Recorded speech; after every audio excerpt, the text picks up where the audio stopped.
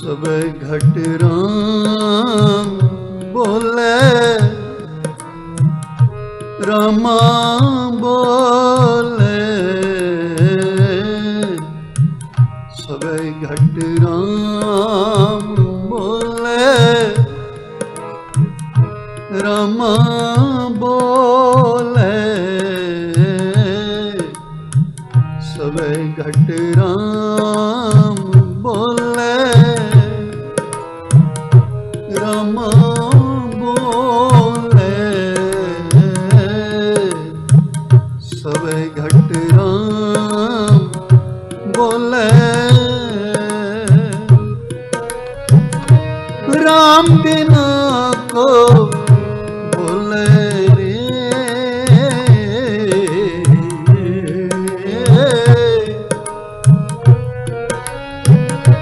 राम बिना को बोले रे।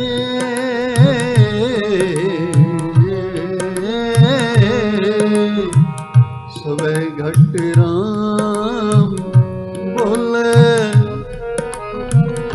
रामा बोले। सब घट राम बोले।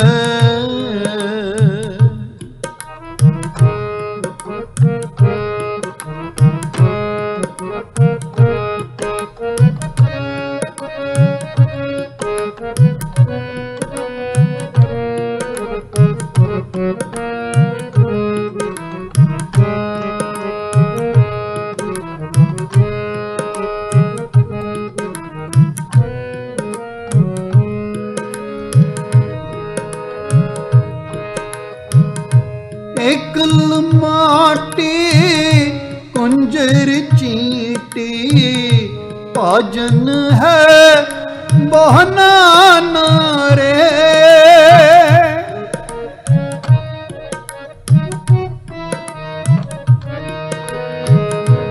एकल माटी कुंजर चींटी, पाजन है बहना नारे।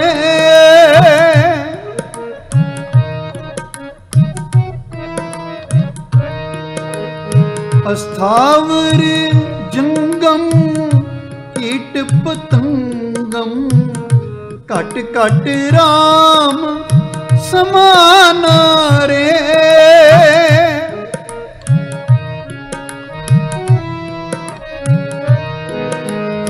अस्थावर जंगम कीट पतंगम, कट कट राम समाना रे।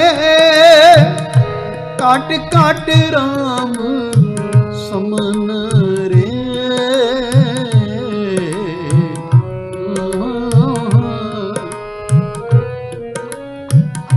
काट काट राम समान रे।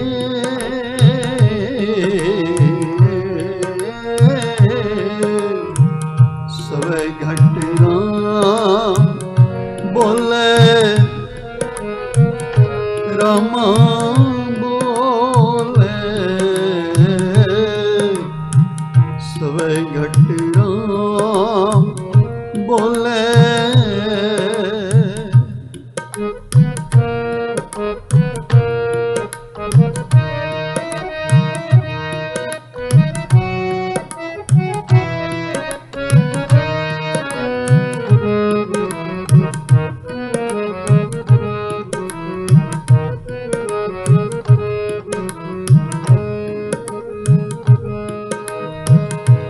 एकल चिंता राख अनंता, और तजो सब आसारे।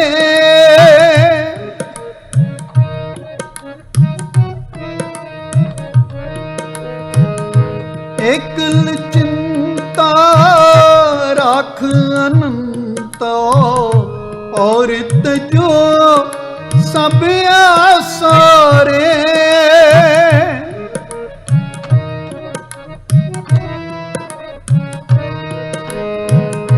प्रणवे नामा पहने का क्रोध सारे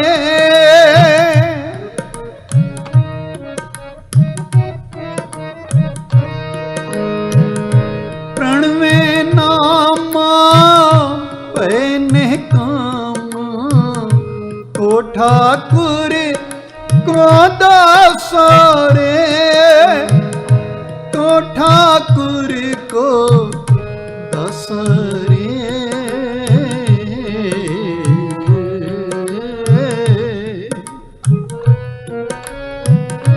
को ठाकुर को दसरे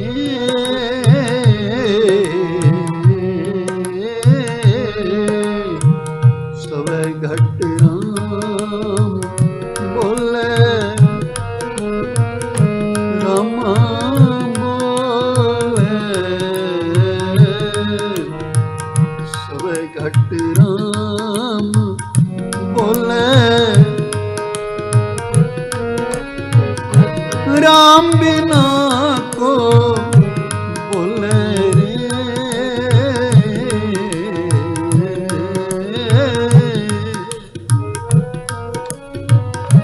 राम बिना को बोले रे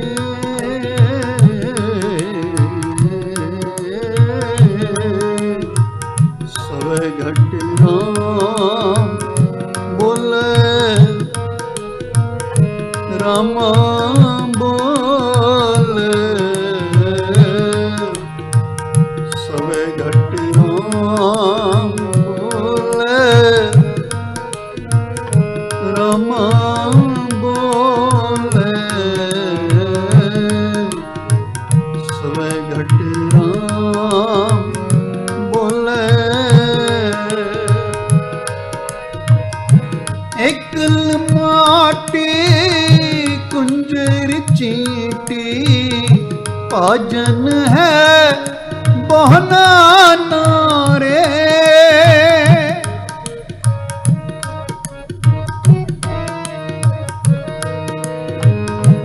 एकल माटी कुंजर चींटी पाजन है बहना नारे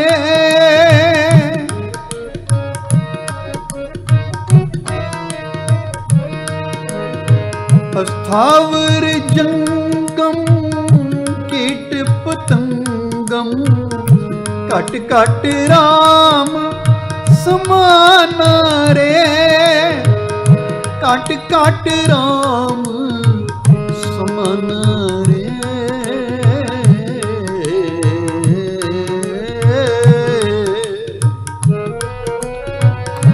कट कट राम समान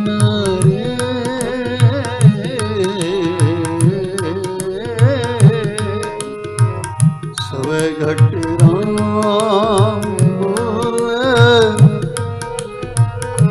रामा बोले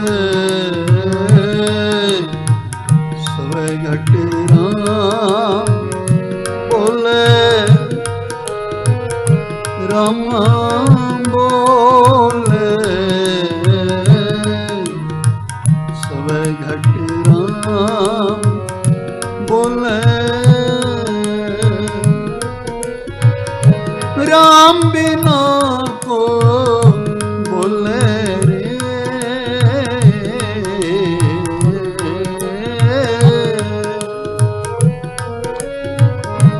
राम बिना को बोले रे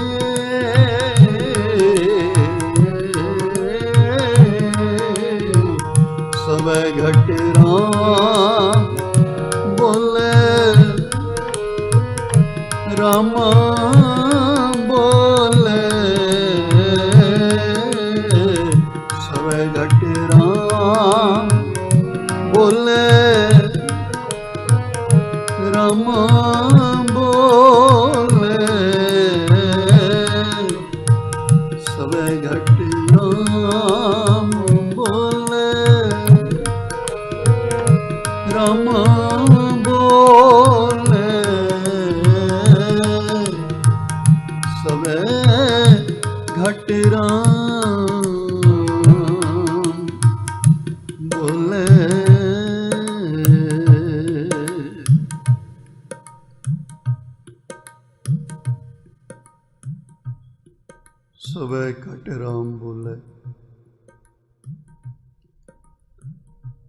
रामा बोले राम बिना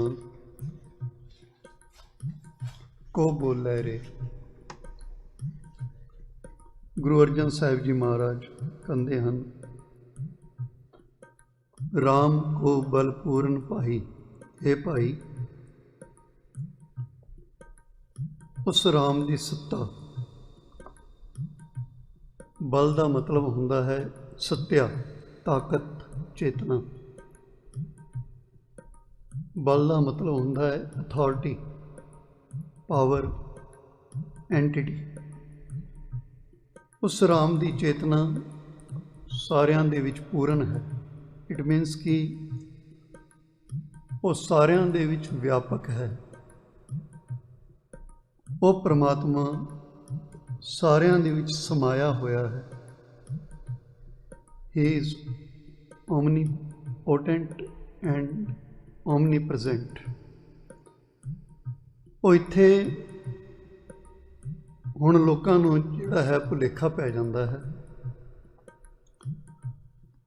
ਕਿ ਸਾਰਿਆਂ ਦੇ ਵਿੱਚ ਕਿਹੜੇ ਰਾਮ ਦੀ ਸੱਤਿਆ, ਕਿਹੜੇ ਰਾਮ ਦੀ ਤਾਕਤ ਸਾਰਿਆਂ ਦੇ ਵਿੱਚ ਵਿਰਾਜਮਾਨ ਹੈ, ਪੂਰਨ ਹੈ। ਫਿਰ ਜੋ ਹਨ ਉਹ ਲੋਕ दशरथ के पुत्र उस राम नूं इमेजिनेशन करना शुरू कर देंगे हैं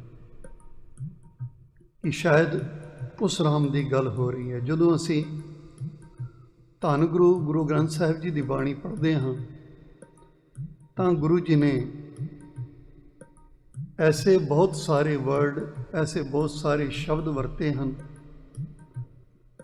उन्हां विचों कुछ शब्द जो हैं वैदिक विचारधारा, पौराणिक विचार, जां जिसनों असी हिंदू विचारधारा कह सकते हाँ, हिंदू फिलासफी कह सकते हाँ, उन्हां नाल मेल खांदे हैं शब्द। जिवें राम है, कृष्ण है, विष्णु है, बीठल है, गोवर्धन है, गिरधर है, हरि है। ये हिंदू फिलासफी विचों आए हुए शब्द हैं, वर्ड्स हैं। अते गुरु ग्रंथ साहिब दे विच कुछ किताबी मत नाल रिलेटेड जिहड़े वर्ड हैं वो भी आए हैं, जिन्हां नूं असी मुस्लिम विचारधारा के शब्द कह सकते हैं, जो इस्लाम के थ्रू इंडिया दे विच आए, भारत विच आए। जिवें रहीम है, परवतगार है, अल्लाह है, खुदा है। ये सारे शब्द साहिब श्री गुरु ग्रंथ साहिब की बाणी दे विच वरते गए हैं, यूज़ किए गए हैं। पर याद रखना कि ये सारे शब्द जिहड़े हैं उस वास्ते वरते गए हैं जिसका जिक्र गुरु ग्रंथ साहिब के मंगला चरण विच किया गया है कि वो परमात्मा कौन है। गुरु जी ने गुरु ग्रंथ साहिब के शुरू में ही दसिया है कि साडा परमात्मा कौन है। सानू सारिਆਂ ਨੂੰ ਇਹ ख्याल रखना चाहिए है कि साहिब श्री गुरु ग्रंथ साहिब जी की बाणी दे विच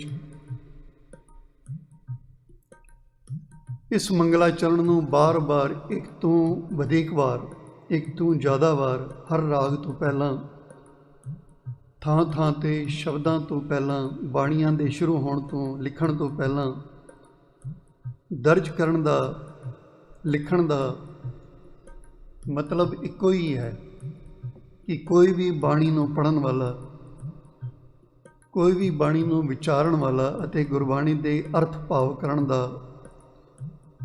करन जां सुनन वाला जिहड़ा बंदा है वो इस गल नूं ना भुले कि इस बाणी दे विच करता कौन है, परमेश्वर कौन है, रब कौन है, अल्लाह कौन है, खुदा कौन है, किसनों किया गया है, किसनों एड्रैस किया गया है।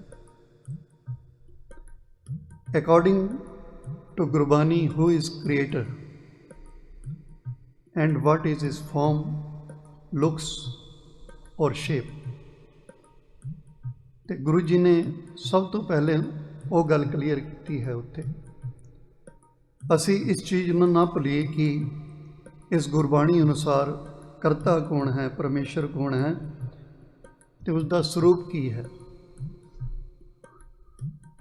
ਹੁਣ ਜੇ ਅਸੀਂ ਰਾਮ ਦੇ ਅਰਥ ਜਿਹੜੇ ਹਨ ਕਿਸੇ ਮਾਂ ਦੇ ਪੇਟ ਤੋਂ ਜਨਮ ਲੈਣ ਵਾਲੇ ਕੋਈ ਮਨੁੱਖ ਕਰਾਂਗੇ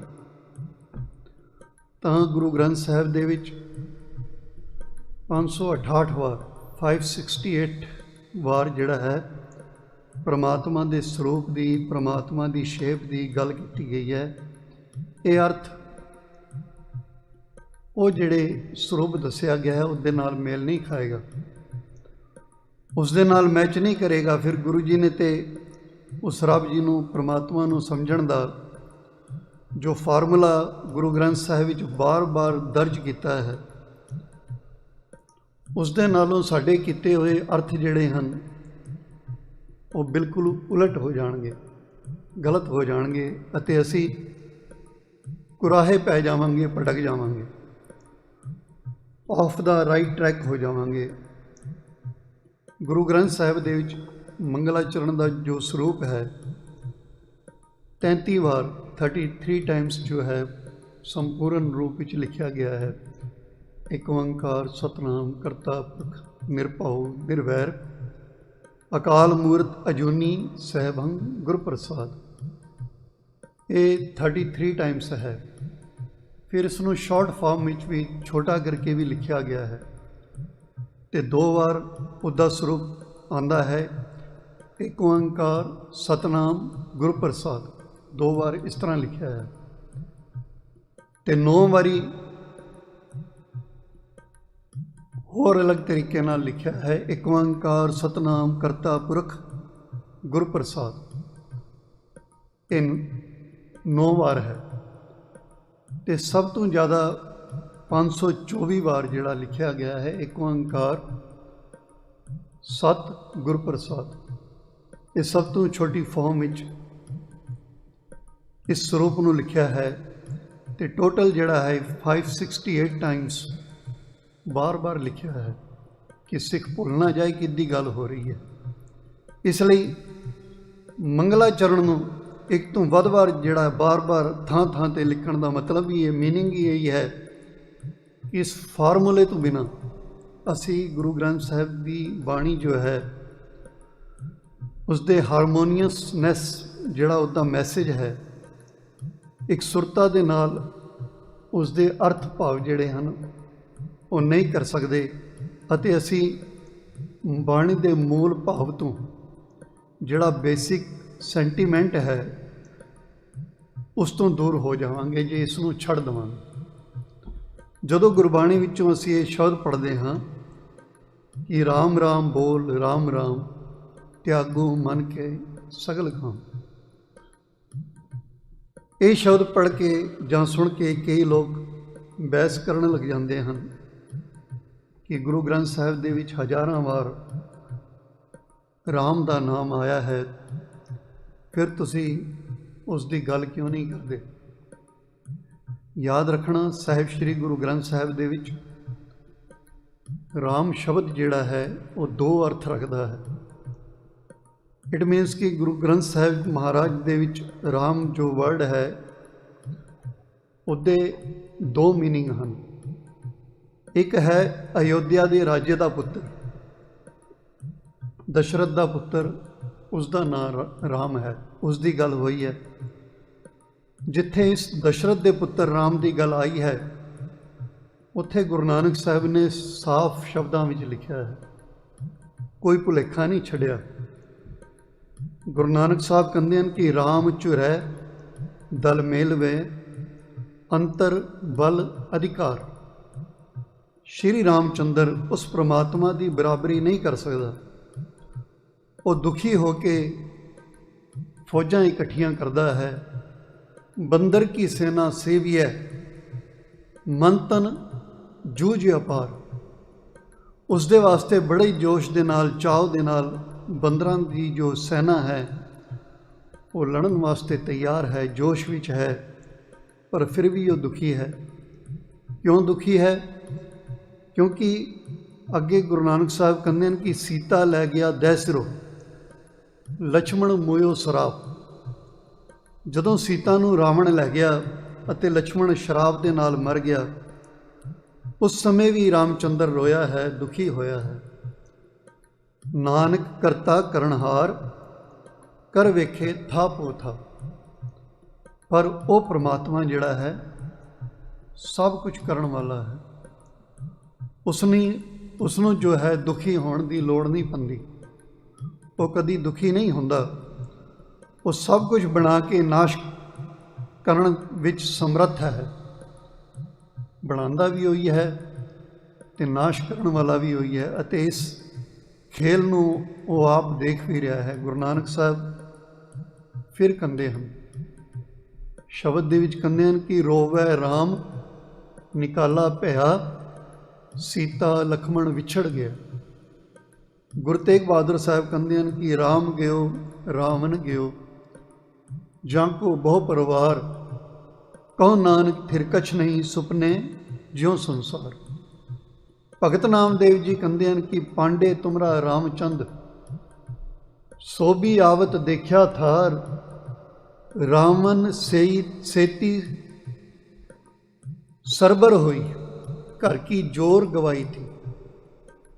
ਹੁਣ ਇੱਥੇ ਸਾਨੂੰ ਸਾਫ਼ ਪਤਾ ਲੱਗਦਾ ਹੈ ਕਿ ਇੱਥੇ ਕਿਹੜੇ ਰਾਮਚੰਦਰ ਦੀ ਗੱਲ ਹੋ ਰਹੀ ਹੈ, ਕਿਸ ਰਾਮ ਦੀ ਗੱਲ ਹੋ ਰਹੀ ਹੈ। ਪਰ ਹੁਣ ਜਿੱਥੇ ਗੁਰੂ ਜੀ ਕਹਿੰਦੇ ਹਨ ਕਿ ਰਾਮ ਰਾਮ ਬੋਲ, ਰਾਮ ਰਾਮ, ਔਰ ਰਾਮ ਕਿਹੜਾ ਹੈ, ਉਹ ਕਿਸ ਰਾਮ ਦੀ ਗੱਲ ਹੋ ਰਹੀ ਹੈ। ਉੱਥੇ ਗੁਰੂ ਜੀ ਕਹਿੰਦੇ ਹਨ ਕਿ ਜਿਸਕੇ ਧਾਰੇ ਧਰਣ ਆਕਾਸ਼, ਜਿਸ ਨੇ ਇਸ ਧਰਤੀ ਨੂੰ ਬਣਾਇਆ ਹੈ, ਜਿਸ ਨੇ ਇਸ ਆਕਾਸ਼ ਨੂੰ ਬਣਾਇਆ ਹੈ, ਸਾਰੀ ਸ੍ਰਿਸ਼ਟੀ ਨੂੰ ਬਣਾਇਆ ਹੈ, ਅਸੀਂ ਉਸ ਰਾਮ ਨੂੰ ਯਾਦ ਰੱਖਣਾ ਹੈ। ਜਿਸਕੇ ਧਾਰੇ ਧਰਣ ਆਕਾਸ਼, ਘਟ ਘਟ ਜਿਸਕਾ ਹੈ ਪ੍ਰਗਾਸ, ਜਿਸ ਸਿਮਰਤ ਪਤਿਤ ਪੁਨੀਤ ਹੋਏ, ਅੰਤ ਕਾਲ ਫਿਰ ਨਾ ਰੋਏ। ਜਿਸ ਨੂੰ ਯਾਦ ਕਰਕੇ, ਜਿਸ ਦਾ ਸਿਮਰਨ ਕਰਕੇ, ਜਿਸ ਦੇ ਗੁਣਾਂ ਨੂੰ ਧਾਰਨ ਕਰਕੇ ਜ਼ਿੰਦਗੀ ਵਿੱਚ ਰੋਣਾ ਨਹੀਂ ਪੈਂਦਾ, ਸਾਡਾ ਰਾਮ ਉਹ ਹੈ ਜਿਸ ਨੂੰ ਗੁਰੂ ਨਾਨਕ ਸਾਹਿਬ ਕਹਿੰਦੇ ਹਨ ਕਿ ਤੂੰ ਸਭਨੀ ਥਾਈ ਜਿੱਥੇ ਹੋ ਜਾਈ, ਸਾਚਾ ਸਿਰਜਣਹਾਰ ਜੀਓ, ਸਭਨਾ ਕਾ ਦਾਤਾ ਕਰਮ ਵਿਧਾਤਾ, ਦੁੱਖ ਵਿਸਾਰਨ ਹਾਰ ਜੀਓ। ਦੁੱਖ ਵਿਸਾਰਨ ਹਾਰ ਸੁਆਮੀ, ਕੀਤਾ ਜਾਂਕਾ ਹੋਵੇ, ਕੋਟ ਕੋਟੰਤਰ ਪਾਪਾਂ ਕੇਰੇ, एक घरी में खोवे हंस से हंसा, बग से बग्गा घट घट करें विचार, जियो तू सबनी थाई जिथे हो जाई, साचा सिरजणहार जियो। ओ राम साडा है। हुण दसो, गुरु जी ने कोई डाउट, कोई भुलेखा रखिया ही नहीं, बल्कि साडे डाउट जिहड़े हन, भुलेखे जिहड़े हन, वो कढ दिते हन, दूर किते हन। पर असी गुरु की थोड़ी ना मननी है, असी तो अपनी मनमर्जी करनी होंदी है। कई बार सानू समझ भी नहीं होंदी, पर फिर भी असी बहस करते हैं। गुरु अर्जन साहब कहते हैं, बोलण नूं तां सारे बोली जाते हैं, कोई बोले राम राम, कोई खुदाए, कोई सेवै गुसरियाँ, कोई अलाए। पर जदों असी शब्द दीआं आखिरीआं पंक्तियां पढ़ांगे ना, तां पता लगेगा कि गुरु जी कह की रहे हैं। गुरु जी कहते उत्थे भावें कोई राम बोलता है, कोई खुदा बोलता है, पर उसका राम कहना, उसका खुदा कहना किसका सफल होवेगा, किसका लेखे विच लगेगा। कहते कहो नानक जिन हुक्म पछाता, जिसने उस परमात्मा के सिस्टम नूं समझिया है, हुक्म नूं पछाणिया है, जिसनों गुरु नानक साहब कहते हैं कि हुक्म अंदर सब को बाहर, हुक्म ना कोई। एक गल असी पहले कर चुके हैं। तो गुरु साहब अर्जन देव जी महाराज वही गल करते हैं, कहते हैं कि कहो नानक जिन हुक्म पछाता, प्रभ साहिब का तिन भेद जाता। सिर्फ राम राम कहण नाल खेड़ नहीं बनेगी। काशी की धरती नूं बनारस कहा जाता है। भगत कबीर जी सारी उम्र उस काशी की धरती ते, बनारस की धरती ते रहे, जन्म तो लैके अंत समय तक बनारस विच उन्होंने बिताया अपना जीवन। पर जिस वेले वो बिरध हो गए, फिर वो बनारस नूं छड़ के गोरखपुर के नज़दीक एक मगहर जगह है, उत्थे जाके रहन लग पे। उन्होंने अपने अंतिम समय दे विच, बिरध काल दे विच कांशी नूं, बनारस नूं क्यों छड़ दिता?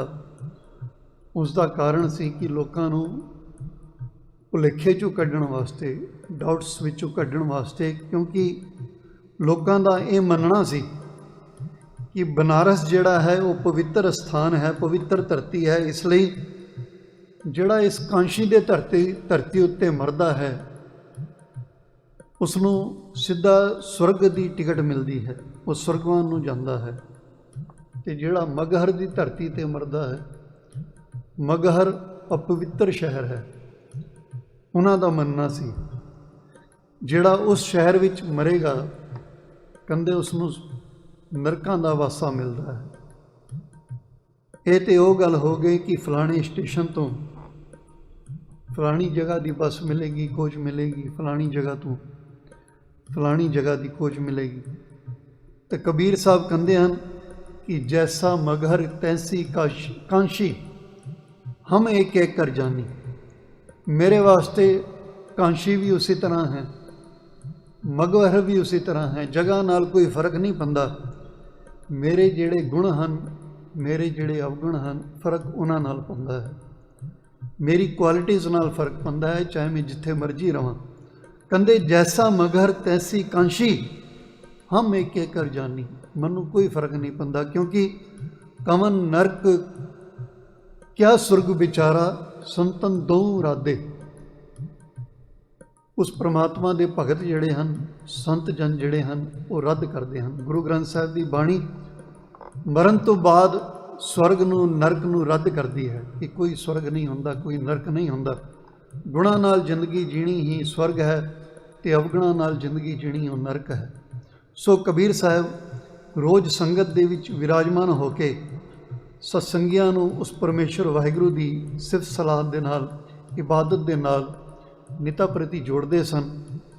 उन्हां दे बाणी दे विच एक शब्द लिखिया है, कबीर साहब उस विच कहंदे हन, संकट नहीं परै जोन नहीं आवे, नाम निरंजन जाको रे, कबीर को स्वामी ऐसो ठाकुर, जाको माई ना बापो रे। सो कबीर दा स्वामी वो रब है जिसदी कोई ना माँ है ते ना कोई बाप है। वो जूना विच नहीं आउंदा, इसलिए जिसने जन्म ही नहीं लिया उसनों मुसीबतां दा सामना किवें करना पै सकदा है। उन्होंने मुसीबतां पै ही नहीं सकदियां, वो संकट विच नहीं पवेगा, मुसीबतां विच नहीं फसेगा।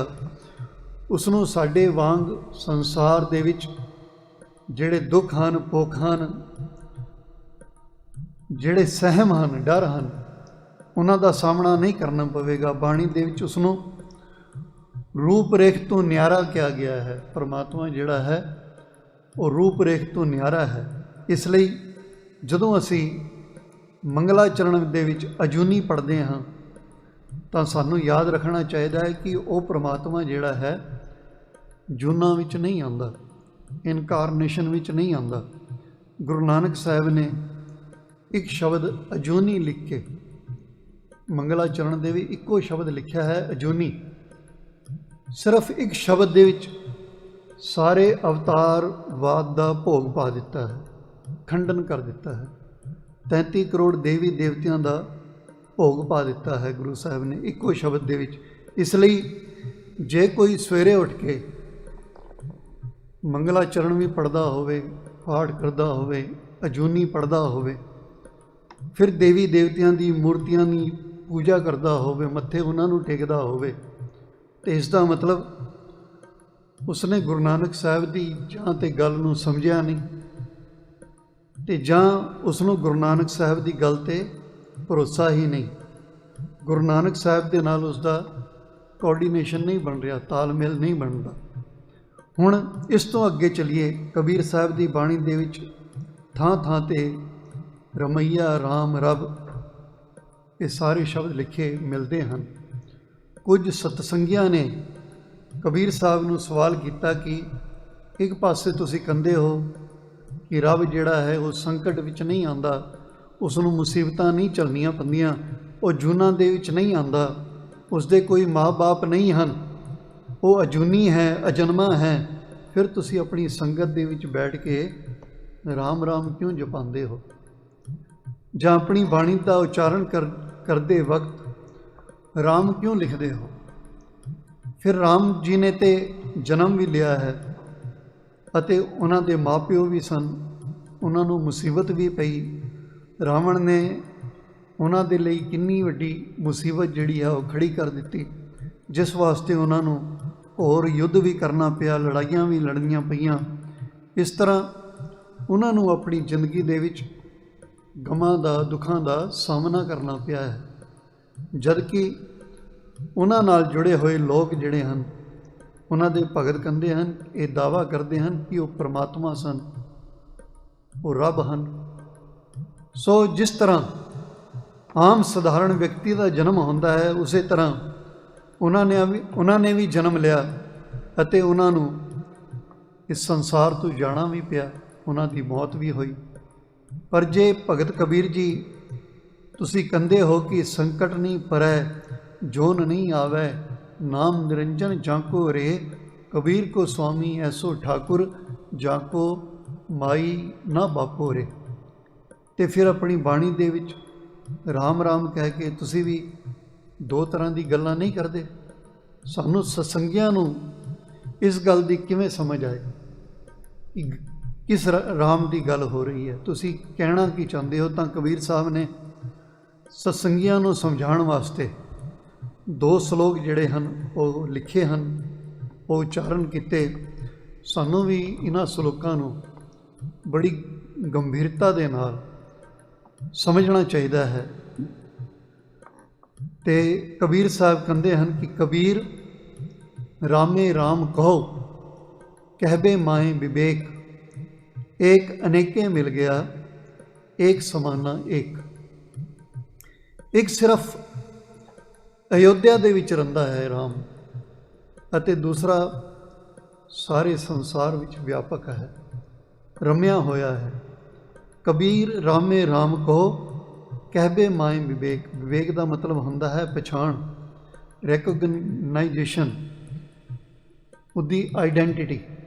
कहंदे राम राम कहो, राम कहण विच कोई पाबंदी नहीं, राम कोई माड़ा शब्द नहीं है। पर कहंदे कि जदों तुसी अपने मुख तो राम कहंदे हो जां पढ़दे हो, तो अपनी सुरत दे विच, अपनी मैंटैलिटी दे विच तुहाडे कोई तस्वीर आंदी है कि तुसी कहना किस नूं चाहते हो, किस नूं याद करके तुसी नाम लै रहे हो, तुसी राम कह रहे हो। तुहानूं पता होना चाहिए कि किस नूं याद कर रहे हो, किस दा जप कर रहे हो। हज़ारां सैकड़े बंदियां दी भीड़ होवे, कई बंदियां दे आपस दे विच नाम जिहड़े हन वो रल जाते हैं, इक्को ही नाम के कई व्यक्ति मिल जाते हैं, ਅਤੇ ਕਈਆਂ ਦੇ ਚਿਹਰੇ ਵੀ ਮਿਲਦੇ ਹਨ, ਇੱਕੋ ਜਿਹੇ ਹੁੰਦੇ ਹਨ। ਪਰ ਇੱਕ ਬੰਦਾ ਜਿਸ ਬੰਦੇ ਦਾ ਨਾਂ ਲੈ ਕੇ ਆਵਾਜ਼ ਮਾਰਦਾ ਹੈ ਨਾ, ਚਾਹੇ ਉੱਥੇ ਹੋ ਸਕਦਾ ਹੈ ਭੀੜ ਦੇ ਵਿੱਚ ਉਸ ਨਾਂ ਦੇ 10 ਹੀ ਬੰਦੇ ਹੋਣ, ਹੋਰ ਜ਼ਿਆਦਾ ਬੰਦੇ ਹੋ ਸਕਦੇ ਹਨ, ਪਰ ਜਿਸ ਨੂੰ ਮੁਖਾਤਬ ਹੋ ਕੇ, ਜਿਸ ਨੂੰ ਐਡਰੈਸ ਹੋ ਕੇ ਆਵਾਜ਼ ਲਗਾਈ ਜਾਂਦੀ ਹੈ, ਤਾਂ ਬੰਦਾ ਪਛਾਣ ਜਾਂਦਾ ਹੈ ਕਿ ਆਵਾਜ਼ मेरे वास्ते है, ये आवाज़ मनु लगाई गई है। नाम रलण नाल, इक्को जिहे होण नाल मनुख नहीं रल जाते, शक्ल मिलण दे नाल मनुखां दे कर्म नहीं मिल जाते। जिवें कोई ये कहे कि तुसी किहड़ी विंडो यूज़ करते हो, अजकल के जमाने में इस तरह की गल हुंदी है, जब गल करते करते कोई कह दे तुसी किहड़ी विंडो यूज़ करते हो, तो एक आम बंदे वास्ते विंडो का मतलब कुछ होर है, खिड़की है। अते कंप्यूटर का जिहड़ा जानकार है, कंप्यूटर यूज़ करने वाला है, उसके वास्ते विंडो का मतलब कुछ होर है। सो कबीर साहब कहते हैं कि राम कहना कोई माड़ी गल नहीं, राम बड़ा सुचज्जा, बड़ा सच्चा, बड़ा चंगा शब्द है। पर जदों ये कहना है तो अपनी मैंटैलिटी दे विच, अपनी सोच दे विच, अपनी सुरत दे विच एक पछाण रखनी है एक आइडेंटिटी रखनी है कि असी किस नूं याद कर रहे हाँ। विवेक का मतलब होंदा है कॉमन सेंस रखनी है, पछाण रखनी है, समझ रखनी है। कबीर रामे राम को कहबे माए विवेक, एक अनेक मिल गया एक समाना एक राम वो है जिहड़ा सर्व व्यापक है, ओमनी प्रजेंट है, प्रजेंट एवरीवेयर। अनेक मिल गया, अनेक भांत दे पसारे दे विच वो रलिया होया है, मिलिया होया है, रमिया होया है। अते दूसरा राम वो है जिसका एक शरीर है। किसी माँ प्यो के घर एक बच्चे ने जन्म लिया अते माँ बाप ने खुश होकर उसका नाम जिहड़ा है वो राम रख दिता। हुण ध्यान रखना, इस संसार दे विच बड़े लोग ऐसे हैं जिन्हां ने अपने बच्चे का नाम जिहड़ा है वो कबीर भी रखा है, पर कबीर ना रखण दे नाल जो साहिब श्री गुरु ग्रंथ साहिब दे विच कबीर साहब बैठे हैं, असी उन्हां नाल ते नहीं उस कबीर नूं मिला सकते। ना रखण दे नाल वो कबीर नहीं बन जाएगा। कईयां ने तो अपना नाम जिहड़ा है वो नानक भी रखा है, कईयां दे नाम नानक सिंह हैं, कईयां ने अपने नाम गोबिंद सिंह भी रखे हुए हैं, कईयां दे नाम अर्जन सिंह हैं। पर ये ना रखण दे नाल वो साहिब श्री गुरु ग्रंथ साहिब वाले नानक ते नहीं बन गए, या गुरु गोबिंद सिंह साहब तो नहीं बन सकते, जां गुरु अर्जन साहब की गल ते नहीं हो रही। उन्होंने असी रला नहीं सकते। नाम रखण दे नाल उन्होंने असी गुरु ग्रंथ साहब दे विच जां साडे इतिहास दे विच जिहड़े महान व्यक्ति होए हैं उन्हां नाल नहीं मिलाया जा सकता। कईयां दे नाम जिहड़े हैं मनी सिंह भी हैं, कईयां दे नाम दीप सिंह भी हैं। सिर्फ नाम रखण दे नाल, रलन दे नाल, इक्को जिहे होण दे नाल असी उन्हां दी पछाण, उन्हां दी आइडेंटिटी जिहड़ी है उसनूं मिक्स नहीं कर सकते, उन्होंने रला नहीं सकते। जिन्हां ने इतने वड्डे कारनामे किए हैं, शहीदियाँ दित्तियां हैं, इतने महान कर्म किए हैं, सिर्फ नाम रख लैण नाल वो ये नहीं बन सकते। घालना घालनी पैंदी है उसके वास्ते। बस कबीर साहब जिहड़ा है यही समझाना चाहते हैं सानू। वो कहते हैं कि एक राम जिहड़ा है वो सारियां दे विच रमिया होया है, मेरे विच भी है, तुहाडे विच भी है, विदाउट डिस्क्रिमिनेशन। वो उच्चे नीच, ऊंच नीच दे भेदभाव तो बिना सारी खलकत दे विच, सारी मखलूक दे विच समाया होया है, सारी कुदरत दे विच वो मौजूद है। जिस दे बाबत गुरु नानक साहब कहते हैं कि कुदरत करके वसिया सोए, वो कुदरत दे विच वसिया होया है। गुरु नानक साहब कहते हैं कि आप ही ने आप साजो, आप ही ने रचियो नाओ, दुई कुदरत साजिए कर आसन डिठो चाहो, दाता करता आप तो तुस देवें करे पसाओ, तू जानो ही सब सैं दै लैसैं जिंद खवाओ, कर आसन डिठो चाहो। वो इस कुदरत दे विच ही, इस संसार दे विच ही विराजमान है, सारियां दे अंदर है। सो एक शब्द की हाजरी पढ़ के फिर असी अगे की गल करांगे। राम राम बोल खोजते वड भागी, हर का पंथ कऊ बतावे। सानू उस और रस्ता दस दे जिस राम की गल गुरु ग्रंथ साहब कर रहे हैं।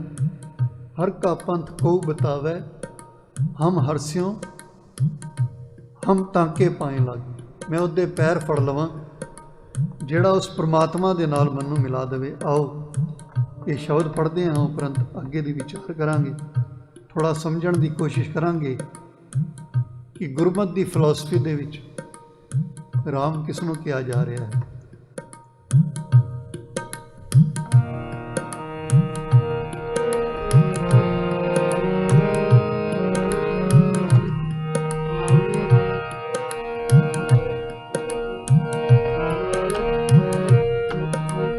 खोजते वड भागी, राम राम बोल बोल, खोजते वड भागी, राम राम बोल बोल राम।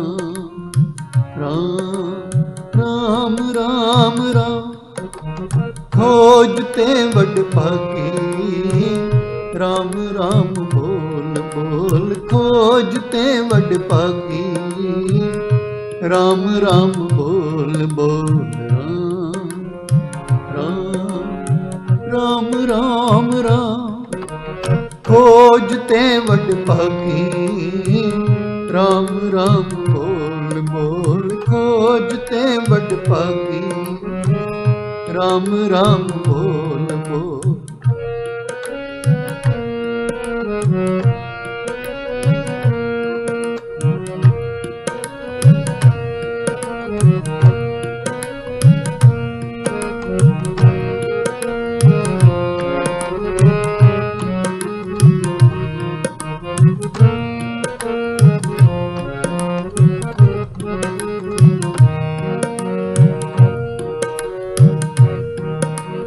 हर का पंथ को बतावे। हर का पंथ को बतावे।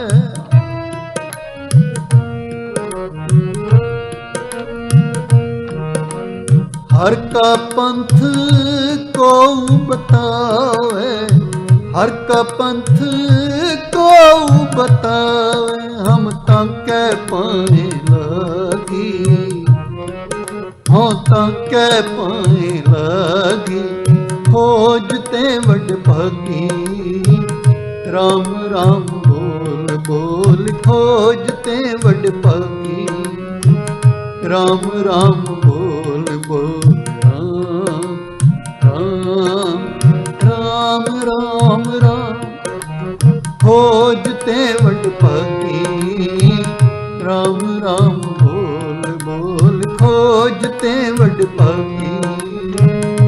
राम राम बोल बोल राम राम राम खोजते वड भागी। राम राम बोल बोल खोजते वड भागी। राम राम बोल बोल।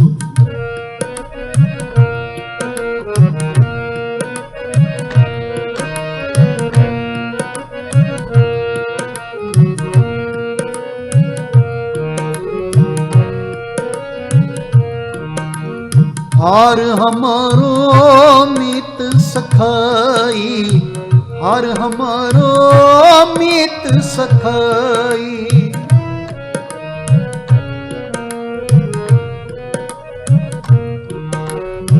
हार हमारो मीत सखाई। हार हमारो मीत सखाई। हम हर स्यों प्रीत लगी। हम हर स्यों प्रीत लगी खोजते वड भागी। राम राम बोल बोल खोजते वड भागी। राम राम बोल बोल राम राम राम खोजते वड भागी। राम राम बोल बोल खोजते वड भागी। राम राम बोल बोल।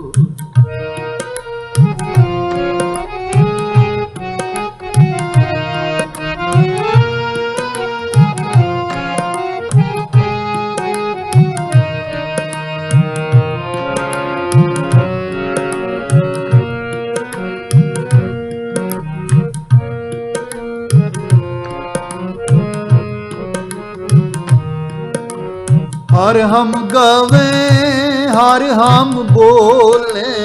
हर हम गावे हर हम बोले।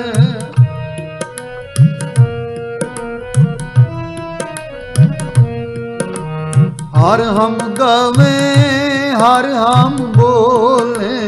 हर हम गावे हर हम बोले। और द्वितीय प्रीत हम त्यागी। और द्वितीय प्रीत हम त्यागी खोजते वड भागी। राम राम बोल बोल खोजते वड भागी। राम राम बोल बोल राम राम राम राम खोजते वड भागी राम राम बोल बोल खोजते वड भागी राम राम बोल बोल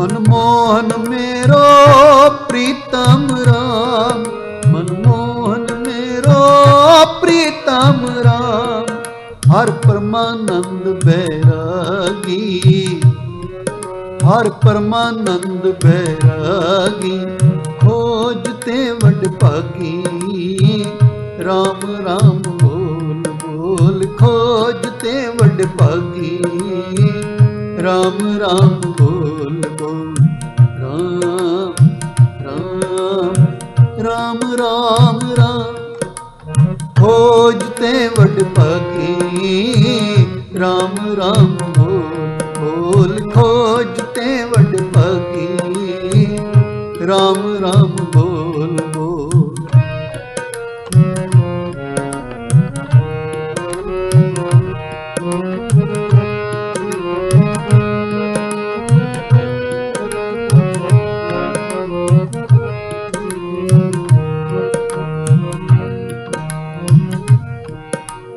हर देखे जीवत है नानक हर देखे जीवत है नानक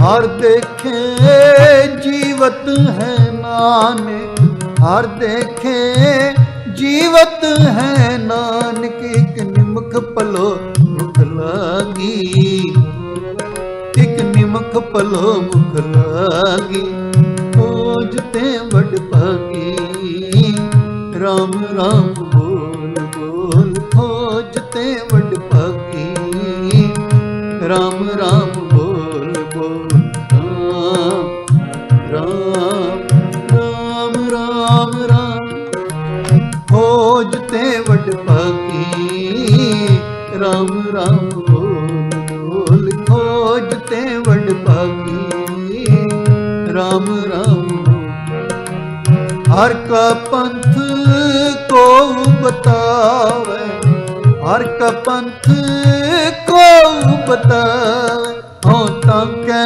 पाए लगी हो तंके पाए लगी खोजते वड भागी राम राम बोल बोल खोजते वड भागी राम राम बोल बोल खोजते वड भागी राम राम बोल बोल खोजते वड भागी राम राम बोल बोल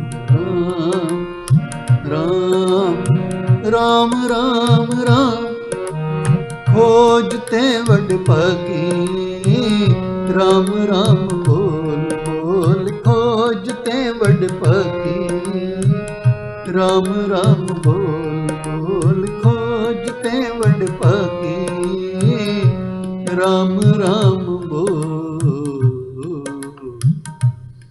वाहिगुरु जी। एक राम वो है जिस दा दशरथ ਦੇ ਘਰ ਜਨਮ ਹੁੰਦਾ ਹੈ ਤੇ ਬੜੇ ਪਿਆਰ ਨਾਲ ਪ੍ਰੇਮ ਨਾਲ ਪਰਿਵਾਰ ਉਹਨਾਂ ਦਾ ਨਾਂ ਜਿਹੜਾ ਹੈ ਰਾਮ ਰੱਖਦੇ ਹਨ। ਇਹ ਰਾਮ ਇੱਕ ਸਰੀਰ ਤੱਕ ਸੀਮਤ ਹੈ, ਉਸ ਦੀ ਕੋਈ ਲਿਮਿਟੇਸ਼ਨਸ ਹਨ। ਅਤੇ ਦੂਸਰਾ ਰਾਮ ਉਹ ਹੈ ਜਿਹੜਾ ਘਟ ਘਟ ਵਿੱਚ ਵਿਆਪਕ ਹੈ। कबीर रामे राम को कहबे माए विवेक एक अनेके मिल गया एक समाना एक। गुरु अर्जन साहिब जी ने तो एक पंक्ति दे विच ही सारी गल जिहड़ी है मुका दित्ती है, गल ही खत्म कर दित्ती। सतगुरु जी कहंदे श्री रामचंद ते अगे शब्द वरतदे हन, जिस रूप ना रेखिया। हुण जे असी इस एक पंक्ति नूं ही टिका के पढ़ लईए, पेशेंस दे नाल समझ लईए, ਤਾਂ ਸਾਰੀ ਗੱਲ ਜਿਹੜੀ ਹੈ ਕਲੀਅਰ ਹੋ ਜਾਂਦੀ ਹੈ, ਸਪਸ਼ਟ ਹੋ ਜਾਂਦੀ ਹੈ ਕਿ ਗੁਰੂ ਜੀ ਕਹਿੰਦੇ हे ਸ਼੍ਰੀ ਰਾਮਚੰਦਰ ਜੀ, ਜਦੋਂ ਇਤਨੀ ਗੱਲ ਕੋਈ ਕਹੇਗਾ ਤਾਂ ਸਾਡਾ ਧਿਆਨ ਜਿਹੜਾ ਹੈ ਨਾ ਉਹ ਰਾਮਾਇਣ ਦੇ ਕਿਰਦਾਰ, ਰਾਮਾਇਣ ਦਾ ਜਿਹੜਾ ਹੀਰੋ ਹੈ, ਮੇਨ ਕਰੈਕਟਰ ਆਫ ਰਾਮਾਇਣ ਹੈ, ਸਾਡਾ ਧਿਆਨ ਉੱਥੇ ਚਲਾ ਜਾਏਗਾ, ਉਸ ਦੇ ਨਾਇਕ ਉੱਤੇ ਚਲਾ ਜਾਏਗਾ ਜਿਸਨੇ ਰਾਵਣ ਦੇ ਨਾਲ ਯੁੱਧ ਕੀਤਾ, ਜਿਸਨੇ ਲੰਕਾ ਨੂੰ ਪਰਾਜਿਤ ਕੀਤਾ, ਲੰਕਾ ਨੂੰ ਜਿੱਤਿਆ, ਜਿਸ ਦਾ ਭਰਾ ਲਕਸ਼ਮਣ ਸੀ, ਜਿਸਨੇ 14 ਸਾਲ ਬਨਵਾਸ ਕੱਟਿਆ। ਉਹ ਜੋ ਕਹਾਣੀ ਹੈ ਉਹ ਸਾਡੇ ਸਾਹਮਣੇ, ਅੱਖਾਂ ਦੇ ਸਾਹਮਣੇ, ਮੈਂਟੈਲਿਟੀ ਦੇ ਵਿੱਚ ਉਹ ਆ ਜਾਂਦੀ ਹੈ। ਇਹ ਐਗਜ਼ਾਮਪਲਸ ਜਿਹੜੀਆਂ ਹਨ ਗੁਰਬਾਣੀ ਦੇ ਵਿੱਚ ਕਈ ਵਾਰ ਆਈਆਂ ਹਨ, ਪਰ ਉਹਨਾਂ ਨੂੰ ਸਮਝਣ ਦੀ ਲੋੜ ਹੈ ਕਿ ਗੁਰੂ ਜੀ ਕਿਸ ਪ੍ਰਥਾएं ਉਹ ਐਗਜ਼ਾਮਪਲ ਦਿੰਦੇ ਹਨ। ਸਤਿਗੁਰ ਸੱਚੇ ਪਾਤਸ਼ਾਹ ਸ਼ਬਦ ਵਰਤਦੇ ਹਨ, ਕਹਿੰਦੇ ਕਿ ਸ਼੍ਰੀ ਰਾਮਚੰਦ, ਅਤੇ ਅੱਗੇ ਕਹਿੰਦੇ ਹਨ ਕਿ ਜਿਸ ਰੂਪ ਨਾ ਰੇਖਿਆ, ਜਿਸ ਦਾ ਕੋਈ ਰੂਪ ਨਹੀਂ, ਜਿਸ ਦਾ ਕੋਈ ਰੇਖ ਨਹੀਂ। ਰੇਖ ਦਾ ਮਤਲਬ ਹੁੰਦਾ ਹੈ ਬਣਤਰ, ਰੇਖ ਦਾ ਮਤਲਬ ਹੁੰਦਾ ਹੈ ਸਟਰਕਚਰ।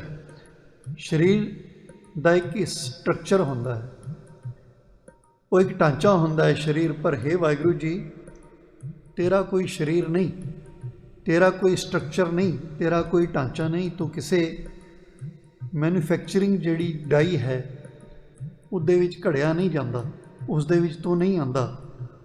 ਤੂੰ ਰੂਪ ਰੇਖ ਤੋਂ ਨਿਆਰਾ ਹੈ। ਗੁਰੂ ਤੇਗ ਬਹਾਦਰ ਸਾਹਿਬ ਦੀ ਬਾਣੀ ਦੇ ਵਿੱਚ ਜਦੋਂ ਅਸੀਂ ਪੜ੍ਹਦੇ ਹਾਂ ਤੇ ਗੁਰੂ ਤੇਗ ਬਹਾਦਰ ਸਾਹਿਬ ਕਹਿੰਦੇ ਹਨ, ਮਨ ਰੇ ਸਾਚਾ ਗਹੋ ਵਿਚਾਰਾ, ਰਾਮ ਨਾਮ ਬਿਨ ਮਿਥਿਆ ਮਾਨੋ।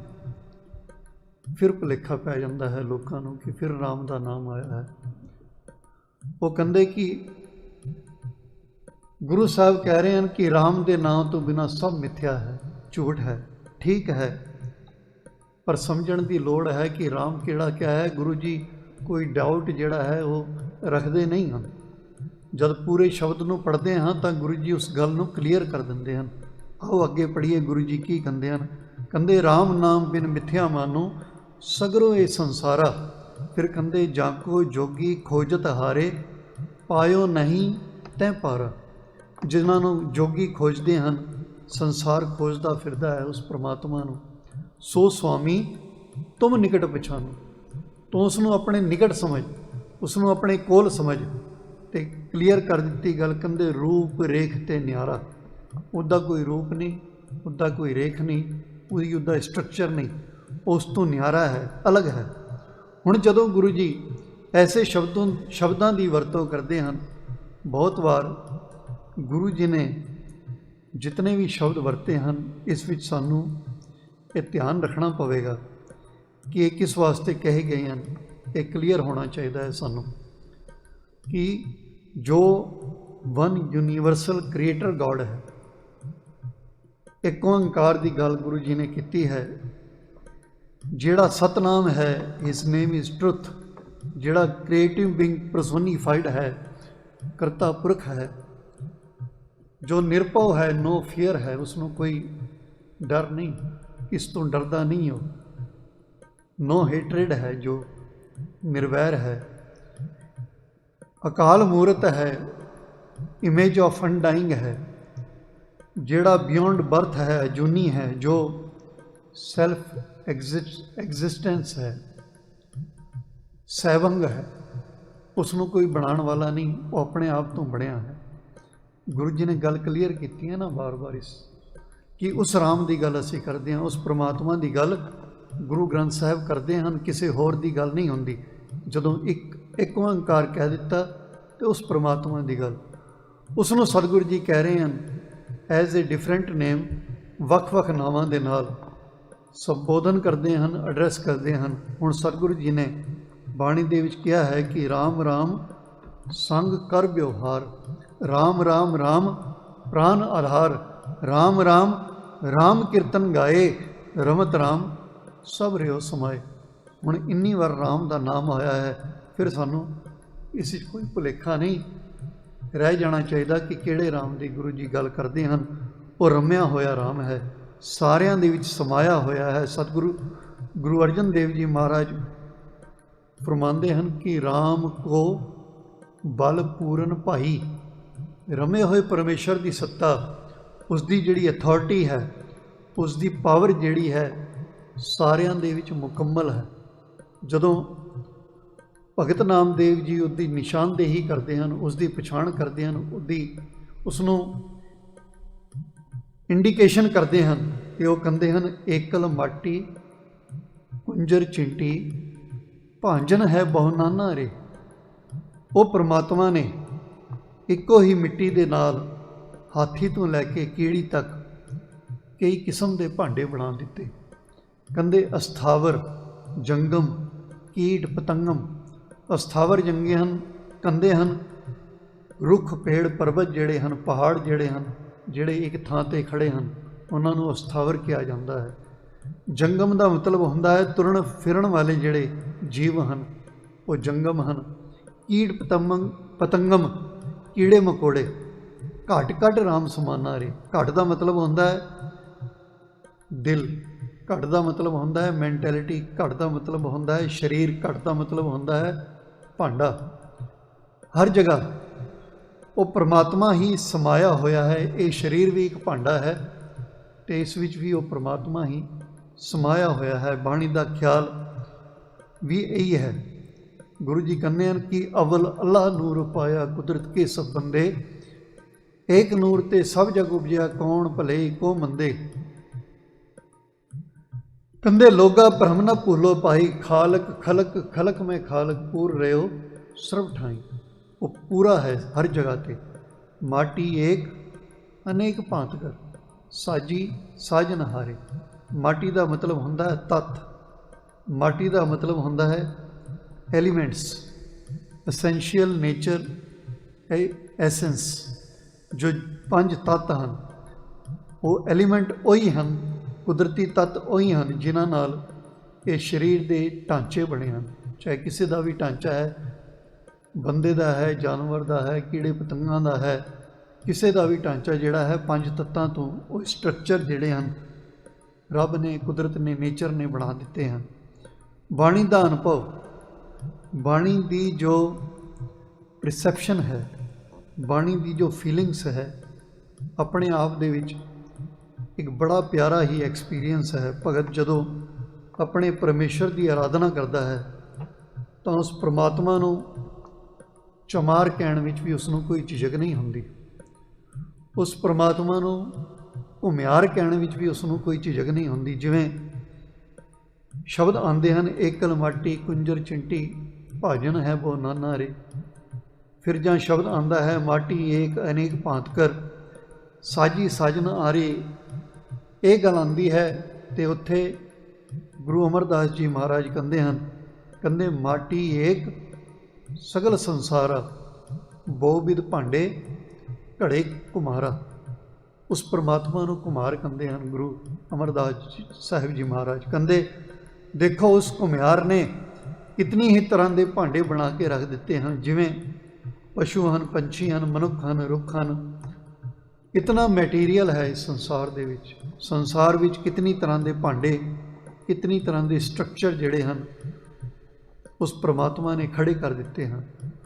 ਉਹ ਆਪਣੇ ਅਨੁਭਵ ਨੂੰ ਸਿੱਧ ਕਰਨ ਵਾਸਤੇ ਬਾਣੀ ਦੇ ਵਿੱਚ ਇਹਨਾਂ ਸ਼ਬਦਾਂ ਦੀ ਵਰਤੋਂ ਕਰਦੇ ਹਨ।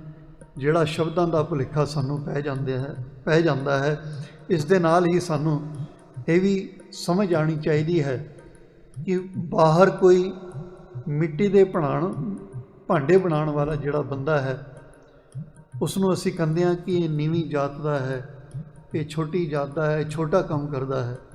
ਜਾਂ ਇਹ ਪੀੜ੍ਹੀ ਦਰ ਪੀੜ੍ਹੀ ਜਿਹੜੇ ਹਨ, ਕੋਈ ਚਮੜੇ ਦਾ ਕੰਮ ਕਰਦਾ ਹੈ, ਇਹ ਚਮਿਆਰ ਹੈ, ਇਹ ਨੀਵੇਂ ਹਨ, ਭਾਵੇਂ ਅੱਜ ਦੇ ਯੁੱਗ ਦੇ ਵਿੱਚ ਕਿਸੇ ਬੰਦੇ ਨੂੰ ਚੰਗੀ ਤਨਖਾਹ 'ਤੇ ਲੈਦਰ ਫੈਕਟਰੀ ਦੇ ਵਿੱਚ ਕੰਮ ਮਿਲ ਜਾਏ ਨਾ, ਤੇ ਬੰਦਾ ਭੱਜਦਾ ਜਾਂਦਾ ਹੈ ਕਿ ਮੈਨੂੰ ਮਿਲ ਜਾਏ ਜੋਬ। ਫਿਰ ਨਹੀਂ ਦੇਖਦਾ, ਫਿਰ ਨਹੀਂ ਪੁੱਛਦਾ ਕਿ ਕਿਹੜੀ ਕੁਲ ਹੈ, ਕਿਹੜੀ ਜਾਤ ਹੈ। ਪਰ ਅੱਜ ਦੇ ਪੜ੍ਹੇ ਲਿਖੇ ਸਮਾਜ ਦੇ ਵਿੱਚ ਵੀ ਲੋਕਾਂ ਦੇ ਸਿਰਾਂ 'ਤੇ ਸਟੈਂਪ ਲਾਉਣ ਵਾਸਤੇ ਅਸੀਂ ਆਪਣੀ ਜੇਬ ਵਿੱਚ ਸਟੈਂਪ ਲੈ ਕੇ ਘੁੰਮਦੇ ਹਾਂ ਕਿ ਇਹ ਉੱਚੀ ਜਾਤ ਦਾ ਹੈ, ਇਹ ਨੀਵੀਂ ਜਾਤ ਦਾ ਹੈ। ਇਹ ਸਾਡੇ ਜਿਹੜੀ ਹਨ ਦਿਮਾਗ ਦੀ, ਸਾਡੀ ਮੈਂਟੈਲਿਟੀ ਦੀ ਇੱਕ ਬਿਮਾਰੀ ਕਿਹਾ ਜਾ ਸਕਦਾ ਹੈ ਕਿ ਅਸੀਂ ਲੋਕਾਂ 'ਤੇ ਸਟੈਂਪ ਲਾਉਂਦੇ ਹਾਂ, ਇਹ ਨੀਵੀਂ ਜਾਤ ਦਾ ਹੈ, ਨੀਵੇਂ ਪਰਿਵਾਰ ਦਾ ਹੈ, ਨੀਵੇਂ ਖਾਨਦਾਨ ਦਾ ਹੈ। ਸਤਿਗੁਰੂ ਸੱਚੇ ਪਾਤਸ਼ਾਹ ਜੀ ਨੇ ਕਿਹਾ ਕਿ ਇਹ ਪ੍ਰਮਾਤਮਾ ਰੱਬ ਜੀ, ਤੁਸੀਂ ਇਤਨੇ ਦੁਨੀਆ ਦੇ ਸਾਰੇ ਚਮੜੇ ਦੇ ਭਾਂਡੇ ਬਣਾ ਦਿੱਤੇ, ਇਹ ਸਰੀਰ ਜਿਹੜਾ ਚਮੜੇ ਦਾ ਹੀ ਹੈ ਨਾ, ਫਿਰ ਤੁਹਾਡੇ ਤੋਂ ਵੱਡਾ ਜਿਹੜਾ ਚਮਾਰ ਕੌਣ ਹੋ ਸਕਦਾ ਹੈ ਜਿਨ੍ਹਾਂ ਇਸ ਸਾਰੀ ਦੁਨੀਆ ਦੇ ਭਾਂਡੇ ਬਣਾਏ ਹਨ। ਇੱਕ ਜੁੱਤੀ ਬਣਾਉਣ ਵਾਲਾ ਜਿਹੜਾ ਹੈ ਉਹ ਤਾਂ ਸਾਡੀ ਹਿੱਟ ਲਿਸਟ 'ਤੇ ਆ ਜਾਂਦਾ ਹੈ, ਪਰ ਅਸੀਂ ਵੀ ਉਸੇ ਚਮੜੇ ਦੇ ਬਣੇ ਹਾਂ। ਸਾਨੂੰ ਇਸ ਗੱਲ ਦੀ ਸਮਝ ਨਹੀਂ ਆਉਂਦੀ। ਗੁਰੂ ਜੀ ਨੇ ਕਿਹਾ ਕਿ ਉਸ ਨੂੰ, ਪਰਮਾਤਮਾ ਨੂੰ ਗੁਰੂ ਜੀ ਕੁਮਾਰ ਵੀ ਕਹਿੰਦੇ ਹਨ ਕਿ ਉਹ ਘੁਮਿਆਰ ਹੈ, ਬਹੁਵਿਧ ਭਾਂਡੇ ਘੜੇ ਕੁਮਾਰਾ। ਉਸ ਘੁਮਿਆਰ ਨੇ ਕਿਤਨੀ ਹੀ ਤਰ੍ਹਾਂ ਦੇ ਭਾਂਡੇ ਬਣਾ ਦਿੱਤੇ ਹਨ। ਜਿਸ ਤਰ੍ਹਾਂ ਅਸੀਂ ਆਸਾ ਦੀ ਵਾਰ ਵਿੱਚ ਪੜ੍ਹਦੇ ਹਾਂ, ਆਪੇ ਭਾਂਡੇ ਸਾਜੀਨ, ਆਪੇ ਪੂਰਨ ਦੇ ਇਕਨੀ ਦੁੱਧ ਸਮਾਈਏ, ਇੱਕ ਚੁੱਲ੍ਹੇ ਰਹਿਣ ਚੜੇ, ਇੱਕ ਨਿਹਾਲੀ ਪੈਸਵਨ, ਇੱਕ ਉੱਪਰ ਰਹਿਣ ਖੜੇ, ਤਿਨਾ ਸਵਾਰੇ ਨਾਨਕਾ ਜਿਨ ਕੋ ਨਦਰ ਕਰੇ। ਜਿਹੜਾ ਸਾਰੇ ਸੰਸਾਰ ਦੀ ਰੱਖਿਆ ਕਰਦਾ ਹੈ, ਜਿਹੜਾ ਹੁਣ ਦੇਖੋ ਕਿ ਸਾਡੇ ਦਰਵਾਜ਼ੇ 'ਤੇ ਕੋਈ ਗਾਰਡ ਹੋਵੇ, ਉਸ ਨੂੰ ਅਸੀਂ ਕਹਿੰਦੇ ਹਾਂ ਸਿਕਿਉਰਿਟੀ ਗਾਰਡ ਹੈ, ਸਾਡੇ ਘਰ ਦੀ ਰਖਵਾਲੀ ਕਰਦਾ ਹੈ, ਸਾਡੇ ਪਰਿਵਾਰ ਦੀ ਰਖਵਾਲੀ ਕਰਦਾ ਹੈ। ਫਿਰ ਜਦੋਂ ਅਸੀਂ ਪਰਮੇਸ਼ਵਰ ਵਾਹਿਗੁਰੂ ਨੂੰ ਕਹਿੰਦੇ ਹਾਂ ਕਿ ਸਾਡੀ ਰੱਖਿਆ ਕਰ, ਤੂੰ ਮੇਰਾ ਰੱਖਿਅਕ ਹੈ, ਫਿਰ ਉਸ ਦੀ ਕੀ ਹੈਸੀਅਤ ਬਣਦੀ ਹੈ, ਇਹ ਵੀ ਸੋਚਣ ਦੀ ਗੱਲ ਹੈ। ਸਾਨੂੰ ਪਾਲਣ ਵਾਲੀ ਸਾਡੀ ਮਾਂ ਹੈ, ਸਾਨੂੰ ਜਨਮ ਦੇਣ ਵਾਲੇ ਸਾਡੇ ਪਿਤਾ ਹਨ, ਸਾਡੇ ਰਿਸ਼ਤੇਦਾਰ ਹਨ, ਭੈਣ ਭਰਾ ਹਨ।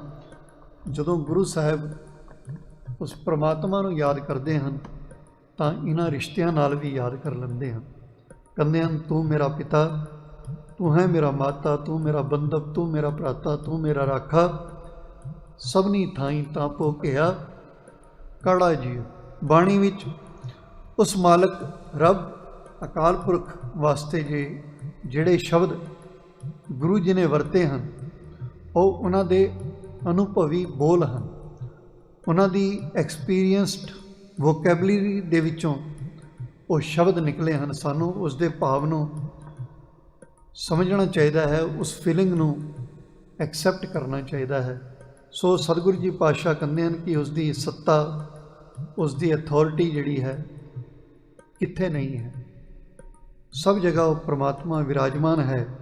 ਕੁਦਰਤ ਦਿਸੈ, ਕੁਦਰਤ ਸੁਣੀਐ, ਕੁਦਰਤ ਭਉ ਸੰਸਾਰ, ਕੁਦਰਤ ਪਾਤਾ ਲੀਆਂ ਆਕਾਸ਼ੀ, ਕੁਦਰਤ ਸਰਬ ਆਕਾਰ, ਕੁਦਰਤ ਵੇਦ ਪੁਰਾਣ ਕਤੇ ਪਾਂ, ਕੁਦਰਤ ਸਰਬ ਵਿਚਾਰ, ਕੁਦਰਤ ਖਾਣਾ ਪੀਣਾ ਪਹਿਨਣ, ਕੁਦਰਤ ਸਰਬ ਪਿਆਰ, ਕੁਦਰਤ ਜਾਤੀ ਜਿਨਸੀ ਰੰਗੀ, ਕੁਦਰਤ ਜੀ ਜਹਾਨ, ਕੁਦਰਤ ਨਿੱਕੀਆਂ, ਕੁਦਰਤ ਬਦੀਆਂ, ਕੁਦਰਤ ਮਾਨ ਅਭਿਮਾਨ, ਕੁਦਰਤ ਪੌਣ ਪਾਣੀ ਬੈਸੰਤਰ, ਕੁਦਰਤ ਧਰਤੀ ਖਾਗ, ਸਭ ਤੇਰੀ ਕੁਦਰਤ, ਤੂੰ ਕਾਦਰ ਕਰਤਾ ਪਾਕੀ ਨਾਹੀ ਪਾ। ਨਾਨਕ ਹੁਕਮੇ ਅੰਦਰ ਵਿਖੈ ਵਰਤੈ ਤਾਂ ਕੋ ਤਾਕ। ਉਹ ਵਰਤ ਰਿਹਾ ਹੈ। ਹੁਣ ਦੇਖੋ, ਸਾਡੀ ਜੋ ਅੱਖ ਹੈ ਦੁਨੀਆ ਵਿੱਚ ਅੱਜ ਤੱਕ ਉਸ ਦੇ ਨਾਲ ਦਾ ਕੋਈ ਕੈਮਰਾ ਨਹੀਂ ਬਣਿਆ। ਸਾਡੀ ਅੱਖ ਜਿਹੜੀ ਹੈ ਉਸ ਦੇ ਨਾਲ ਦਾ ਦੁਨੀਆ ਵਿੱਚ ਅਸੀਂ ਕਹਿੰਦੇ ਹਾਂ ਅਸੀਂ ਬੜੀ ਤਰੱਕੀ ਕਰ ਲਈ ਹੈ, ਪਰ ਇਹਦੇ ਨਾਲ ਦਾ ਕੈਮਰਾ ਵੀ ਨਹੀਂ ਬਣਿਆ। ਤੁਸੀਂ ਆਪਣਾ ਕੈਮਰਾ ਚੈੱਕ ਕਰਨਾ, ਘਰ ਵਿੱਚ ਸਾਡੇ ਕੋਲ ਯੂਜ਼ ਕਰਨ ਵਾਸਤੇ ਕੈਮਰੇ ਹੁੰਦੇ ਹਨ, ਫੋਨਾਂ ਦੇ ਵਿੱਚ ਹਨ, ਉਸ ਨੂੰ ਚੈੱਕ ਕਰਨਾ, ਕੋਈ 10 ਮੈਗਾਪਿਕਸਲ ਦਾ ਹੈ, ਕੋਈ 18 ਮੈਗਾਪਿਕਸਲ ਦਾ ਹੈ, ਕੋਈ 24 ਮੈਗਾਪਿਕਸਲ ਦਾ ਹੈ। ਪਰ ਇਹ ਅੱਖਾਂ ਜਿਹੜੀਆਂ ਹਨ ਉਸ ਕੁਦਰਤ ਦੀ, ਨੇਚਰ ਦੀ ਬੜੀ ਲਾਜਵਾਬ ਦਾਤ ਹੈ ਕਿ ਸਾਡੀ ਜੋ ਅੱਖ ਹੈ ਉਸ ਦਾ ਕੈਮਰਾ ਜਿਹੜਾ ਹੈ ਨਾ ਉਹ 576 ਮੈਗਾਪਿਕਸਲ ਦਾ ਹੈ। इस अख का जो स्ट्रक्चर है, कहने का मतलब इस अख की घाड़त जिहड़ी है उसनूं बनाउण वाला भी वो परमात्मा है। इस अख दे विच देखण की जिहड़ी सत्ता है, पावर है, वो भी उस परमात्मा ने दिती है। तो जिसनों असी देख रहे हाँ वो भी वो आप ही है, उस तो बिना कोई नहीं, उस विच भी कोई भेद नहीं है, वो भी वो आप ही है। जिस तरह सुखमनी साहिब विच असी पढ़ते हाँ, नाना रूप नाना जाके रंग, नाना भेख करे करंग, नाना बिद की नो विस्तार, प्रभु बनासी एक अंकार, नाना चलित करे किनमाए, पूर रेव पूरन सब ठाए, नाना बिरकर बनत बनाई, अपनी कीमत आपे पाई, सब घट तिसके सब तिसके ठाओ। सारे भांडे सारे शरीर जिहड़े हैं उस परमात्मा दे हैं, सब घट तिसके सब तिसके ठाओ, वो उन्हां दे विच रहिंदा है, उसका घर है। जप जप जीवें नानक हर नाम। सतगुरु जी कहंदे तुसी कित्थों शुरू करोगे, वो किहड़ी चीज़ है जिसनों तुसी कह सकते हो कि उस दे विच उस परमात्मा की सत्ता नहीं है, उस परमात्मा की पावर नहीं है। तुहाडे स्ट्रक्चर ढांचे तो लैके तुहाडे देखण की जिहड़ी ताकत है वो भी वो आप ही है, अते जो दिस रहा है वो भी वो परमात्मा ही है। इसे नूं महाराज कहंदे हन, एक अनेक व्यापक पूरक, जत देखा तत सोई, माया चित्र विचित्र विमोहित, बिरला बुझे कोई, सब गोविंद है सब गोविंद है, गोविंद बिन नहीं कोई, सूत एक मण सत सहंस जैसे, ओत पोत प्रभ सोई। वो परमात्मा ही है। इस जुबान की घाड़त कढ़न वाला भी वो परमात्मा है, तो इसनूं बोलण की ताकत देने वाला भी वो परमात्मा ही है। अते जिहड़े सुन रहे हैं उन्होंने जिहड़े कंन दिते हैं उस परमात्मा ने दिते हैं, उस परमात्मा ने बनाया। तो सुनन की शक्ति जिहड़ी है उस परमात्मा ने वो भी आप दिती है कि इन्हां शब्दां नूं, इस आवाज़ नूं, इस धुनी नूं वो ग्रहण कर सकण, एक्सैप्ट कर सकण। तुसीं देखो कोई भी पहलू ऐसा नहीं है जिथे वो परमात्मा उसकी सत्ता नहीं है। कोई काम चल रहा होवे, कोई ऐसा काम नहीं है जिथे तुसी ये कह सको कि इत्थे कोई गैप है, इत्थे रह गया, इत्थे वो परमात्मा नहीं है, उसकी अथॉरिटी नहीं है। इसे नूं सतगुरु महाराज जी कहते हैं कि उसकी सत्ता समुची कायनात दे विच पूर्ण है, व्यापक है। इस वास्ते गुरु हजूर साहब कहते हैं कि तांते बिरथा ना व्यापै काई। बिरथा का मतलब होंदा है पीड़ा, दर्द, वेदना, पेन, दुख तकलीफ जो है उसनों वेदना कहा जाता है। सतगुरु जी कहते कि हे भाई, उन्होंने किसी भी किस्म की पीड़ा मुसीबत नहीं व्यापदी, जेड़े इस गल नूं समझ लेंदे हैं, जेड़े इस गल नूं जान लेंदे हैं कि उसकी सत्ता तो बिना दूसरा कोई होर है ही नहीं, कोई होर सत्ता उसके बराबर की नहीं, वो इको ही है, वो आप ही व्यापक है। जिसने ये समझ लिया उसनों अहंकार की पीड़ा नहीं होंदी, उसनों ईगो की पीड़ा दर्द नहीं होंदा कि मैं भी कोई वखरी चीज़ हाँ। उसके मन के विच किसी दूसरे के प्रति ईर्खा भी नहीं होंदी, जैलसी भी पैदा नहीं होंदी, क्योंकि उसनों पता है कि उस रब की ताकत ही सारिਆਂ ਦੇ ਵਿੱਚ है, उसकी ही होंद है।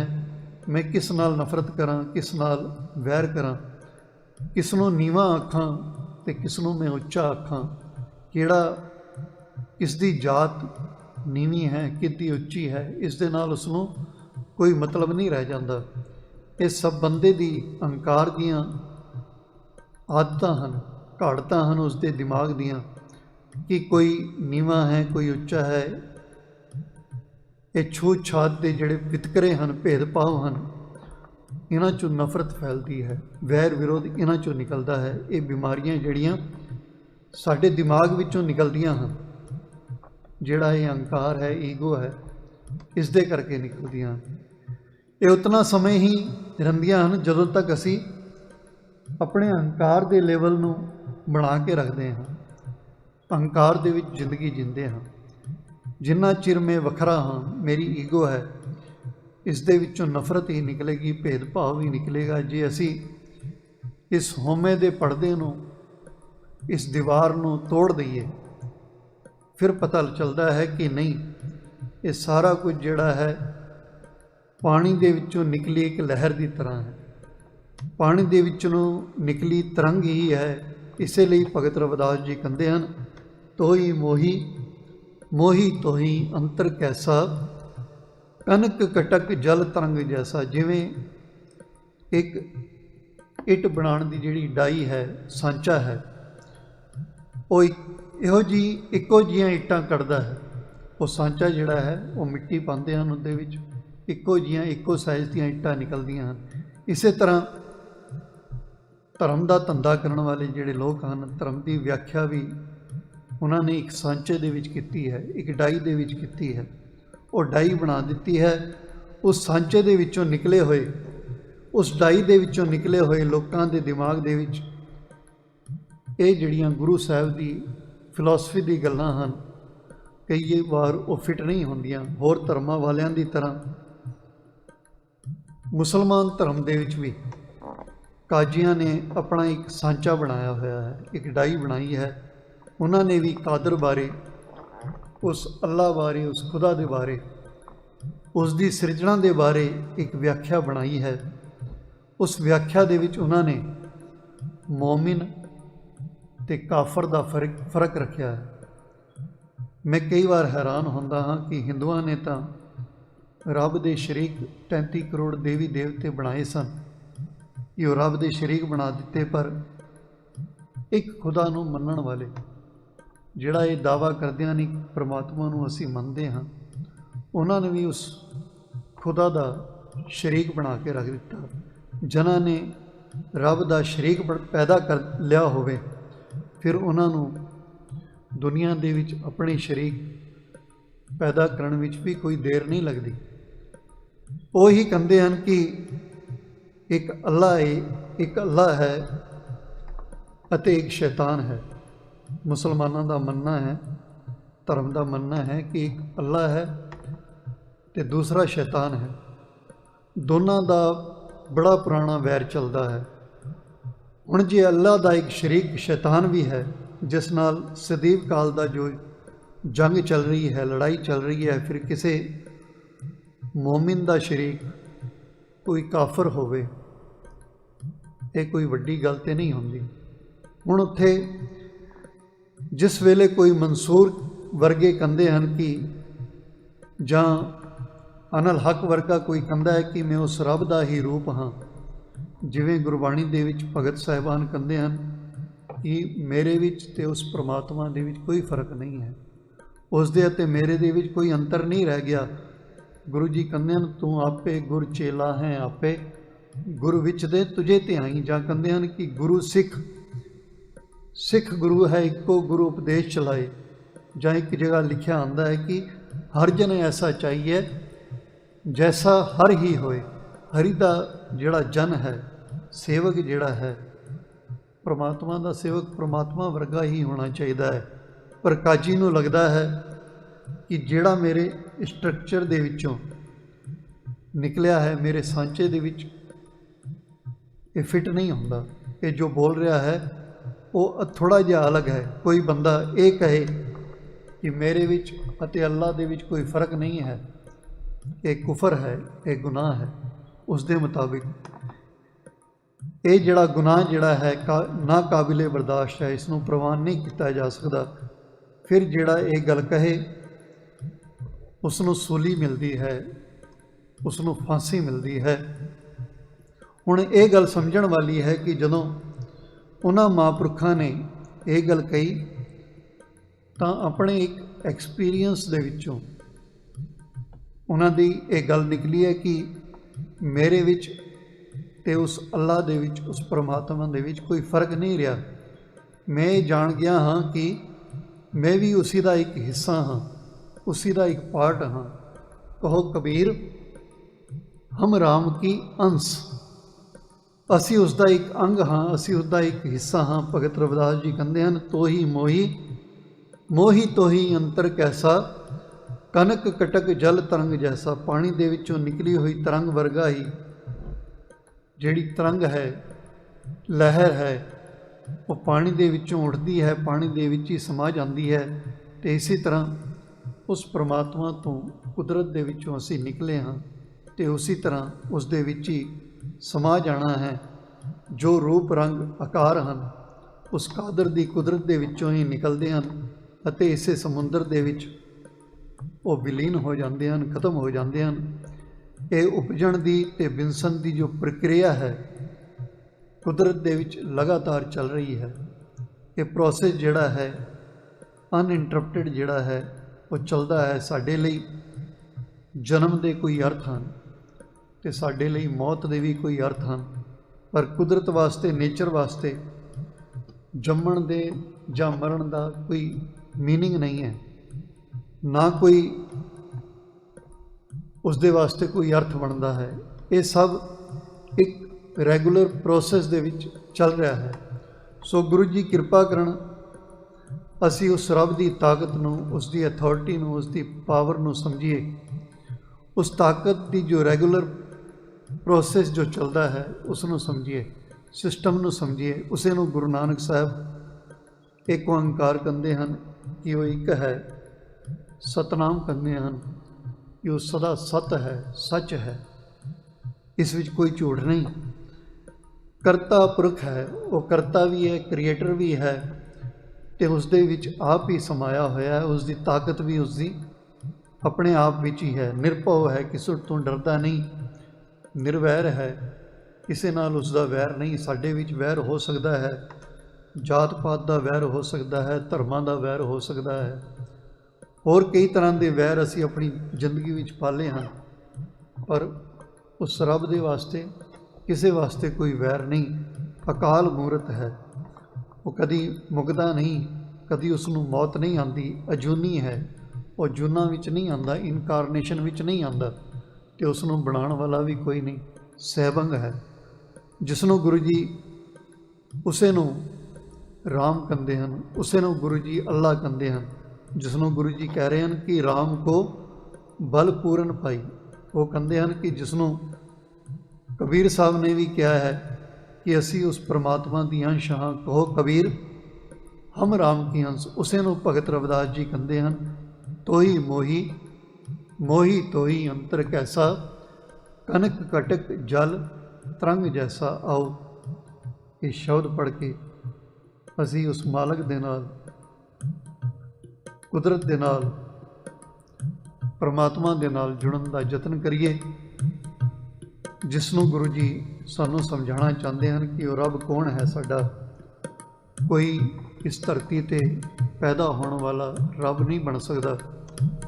ਹੋ ਸਕਦਾ ਹੈ ਜਿਸ ਖਿੱਤੇ ਦੇ ਵਿੱਚੋਂ, ਜਿਸ ਸਮਾਜ ਦੇ ਵਿੱਚੋਂ ਅਸੀਂ ਆਏ ਹਾਂ, ਸਾਡੇ ਰੱਬ ਨੂੰ ਸਿਰਫ ਉਹ ਲੋਕ ਹੀ ਜਾਣਦੇ ਹੋਣ, ਪਰ ਸਾਰੀ ਦੁਨੀਆ ਨਹੀਂ ਜਾਣਦੀ। ਅਤੇ ਸਾਰੀ ਦੁਨੀਆ ਦਾ ਰੱਬ ਜਿਹੜਾ ਹੈ, ਜਿਸ ਦੀ ਗੱਲ ਗੁਰੂ ਗ੍ਰੰਥ ਸਾਹਿਬ ਕਰਦੇ ਹਨ, ਜਿਸ ਰਾਮ ਦੀ ਗੱਲ ਗੁਰੂ ਗ੍ਰੰਥ ਸਾਹਿਬ ਕਰਦੇ ਹਨ, ਉਹ ਸਾਰੀ ਦੁਨੀਆ ਦਾ ਹੈ। ਇਹ ਕੁਦਰਤ ਦਾ ਨਿਯਮ ਜਿਹੜੇ ਹਨ ਉਹ ਸਾਰੀ ਦੁਨੀਆ ਵਿੱਚ ਚੱਲਦੇ ਹਨ। ਉਸ ਨੂੰ ਸਮਝਣ ਦੀ ਲੋੜ ਹੈ, ਹੁਕਮ ਨੂੰ ਸਮਝਣ ਦੀ ਲੋੜ ਹੈ ਅਤੇ ਹੁਕਮ ਵਿੱਚ ਰਹਿਣ ਦੀ ਲੋੜ ਹੈ। ਆਓ ਪਿਆਰ ਨਾਲ ਇਹ ਸ਼ਬਦ ਪੜ੍ਹੀਏ, ਉਪਰੰਤ ਸਮਾਪਤੀ ਹੈ। ਤੋਹੀ ਮੋਹੀ ਮੋਹੀ ਤੋਹੀ ਅੰਤਰ ਕੈਸਾ, कनक कटक जल तरंग जैसा। तोही मोही मोही तोही।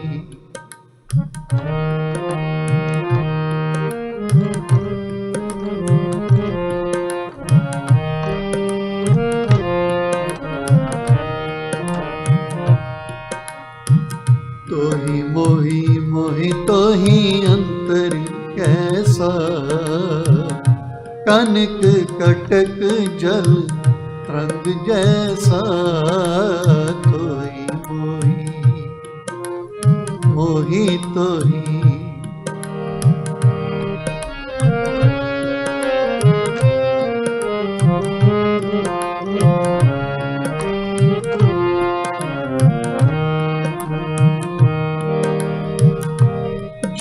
पै हम ना पाप करंता, है अनंता पतित पावन नाम कैसे हुंता।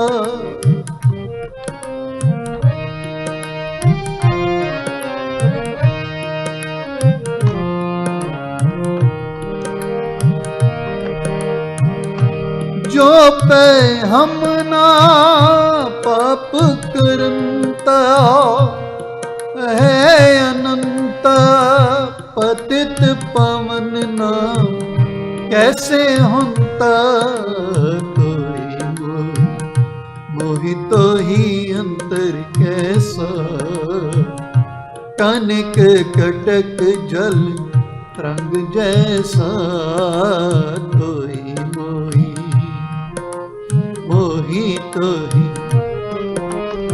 तोहि मोहि मोहि तोहि अंतर कैसा,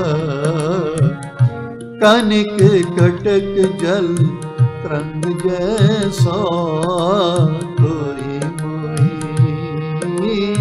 मोहि तोहि।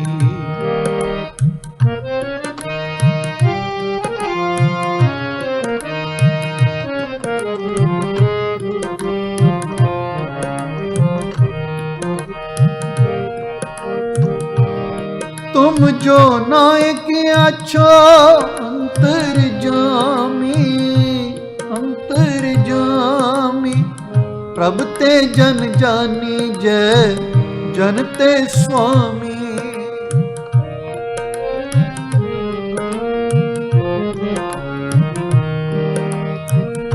तुम जो नायक अच्छो अंतर जामी, अंतर जामी प्रभ ते जन जानी जय जन ते स्वामी।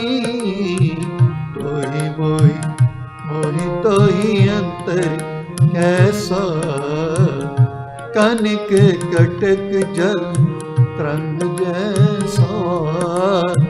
तोहि मोहि मोहि तोहि, तोहि मोहि मोहि तोहि अंतर कैसा, कनिक कटक जल तरंग जैसा। तोहि मोहि मोहि तोहि।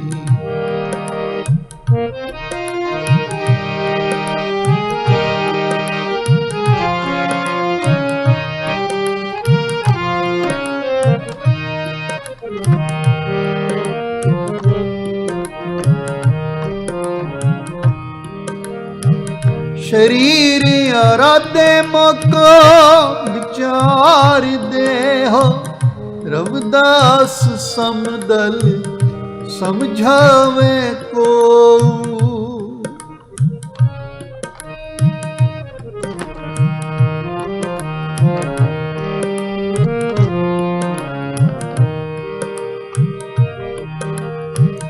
शरीर आराधे मको विचार देहो, रविदास समदल समझावे को।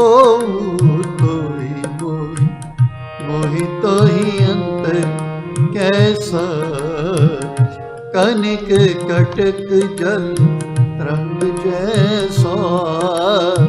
तोहि मोहि मोहि तोहि, तोहि मोहि मोहि तोहि अंतर कैसा, कनिक कटक जल तरंग जैसा। तोहि मोहि मोहि तोहि, तोहि मोहि मोहि तोहि। वाहिगुरू।